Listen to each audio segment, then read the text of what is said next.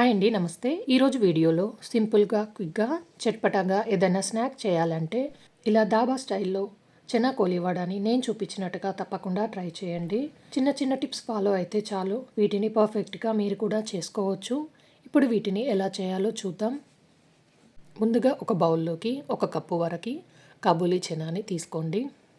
ఒకసారి వీటిని కడిగి మళ్ళీ నానడానికి సరిపడా గిన్నె నిండా నీళ్లు పోసుకోవాలి.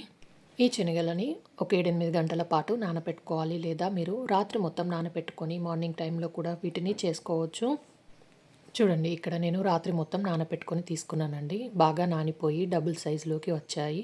ఇప్పుడు వీటిని 1-2 సార్లు కడిగి మళ్ళీ కుక్కర్లోకి వేసుకోవాలి. శనగలు మునిగే వరకు నీళ్ళని పోసుకోవాలి. ఇక నేను 2 కప్పుల వరకు నీళ్లు పోసానండి. దీంట్లోనే 1/2 టేబుల్ స్పూన్ ఉప్పు వేసి కుక్కర్ పైన మూత పెట్టేసి ఒక 2 విజిల్ వచ్చే వరకు ఉడికించుకుంటే సరిపోతుంది. ఇవి మరీ మెత్తగా ఉడకనవసరం లేదు. శనగలని ఒక 70-80% వరకు ఉడికించుకుంటే సరిపోతుంది. చూడండి, ఇలా వీడియోలో చూపించిన విధంగా. ఇప్పుడు ఒక మిక్సింగ్ బౌల్ తీసుకొని దాంట్లో 1 కప్పు శనగపిండిని వేసుకోవాలి. దీంట్లోనే 1/2 కప్పు వరకు బియ్యపిండి, 1 కప్పుకి 1/2 కప్పు చొప్పున బియ్యపిండిని తీసుకున్నాను. 1 టేబుల్ స్పూన్ కారం, మీరు తినే కారాన్ని బట్టి కారం వేసుకోండి. రుచికి సరిపడా ఉప్పు, నేను ఇక్కడ 1/2 టేబుల్ స్పూన్ ఉప్పు వేసుకున్నాను. దీంట్లోనే 1/2 tablespoon chaat masala, 1/2 tablespoon amchur powder, 1/2 tablespoon pepper powder, అలాగే 1/2 టేబుల్ స్పూన్ ధనియాల పొడి, 1/2 టేబుల్ స్పూన్ వరకు అల్లం వెల్లుల్లి పేస్ట్ వేసుకొని ముందుగా పిండిలో వేసినవన్నీ బాగా కలిసేటట్టుగా మిక్స్ చేసుకోవాలి. ఇలా అంతా బాగా కలిసిన తర్వాత కొద్దిగా నీళ్ళని పోసుకుంటూ పల్చగా కాకుండా కొంచెం గట్టిగానే కలుపుకోవాలి. అప్పుడే కోటింగ్ అనేది శనగలకి బాగా పడుతుంది.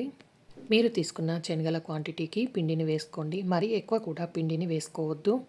ఇలా కొద్దిగా నీళ్ళని పోసుకుంటూ పిండిని ఇలా వీడియోలో చూపించిన విధంగా గట్టిగా కలుపుకొని తీసుకోవాలి.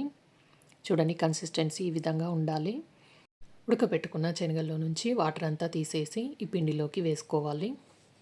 కలిపిన పిండిలో శనగలు మొత్తం బాగా కలిసేటట్టుగా కలుపుకోవాలి. ఇప్పుడు కోటింగ్ బాగా పట్టేటట్టుగా మిక్స్ చేసుకోవాలి.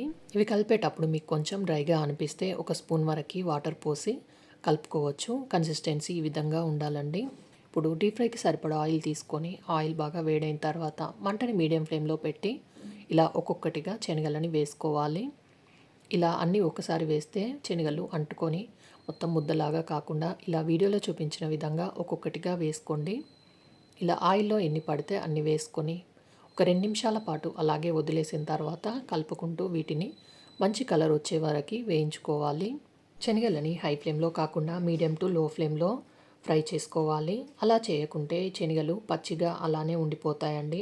అలా కాకుండా లో టు మీడియం ఫ్లేమ్లో పెట్టి వేయిస్తే ఇవి క్రిస్పీగా వేగి మంచి రుచితో ఉంటాయి. చూడండి, ఇలా బాగా వేగిన తర్వాత వీటిని తీసేసి ప్లేట్లోకి వేసుకొని పక్కనుంచుకోవాలి. ఇలాగే మిగతా శనగలను కూడా ఒక్కొక్కటిగా వేసుకొని ఫ్రై చేసుకోవాలి. ఇలా వేసుకున్న తర్వాత ఇవి వేగాక దీంట్లోనే ఒక 4-5 వరకు పచ్చిమిరపకాయలు పొట్టుతో సహా వెల్లుల్లిని కొంచెం దంచి ఇందులోకి వేసుకోండి. ఇలా ఇందులో వెల్లుల్లి వేయడం వల్ల శనగలకి మంచి టేస్ట్ వస్తుంది. ఇలా ఇవి కూడా బాగా ఫ్రై అయిన తర్వాత వీటిని కూడా జాలిగంటలోకి తీసుకొని ప్లేట్లోకి వేసుకోవాలి. ఇంకా చట్పటాగా కావాలంటే కొంచెం చాట్ మసాలా పైనుంచి వేసుకోవచ్చు. అంతే అండి, ఎంతో టేస్టీగా క్రిస్పీగా ఉండే చెన్నా ఫ్రై రెడీ అయిపోయింది. తప్పకుండా ట్రై చేయండి. ఈ వీడియోకి లైక్ చేయండి, షేర్ చేయండి, సబ్స్క్రైబ్ చేయండి.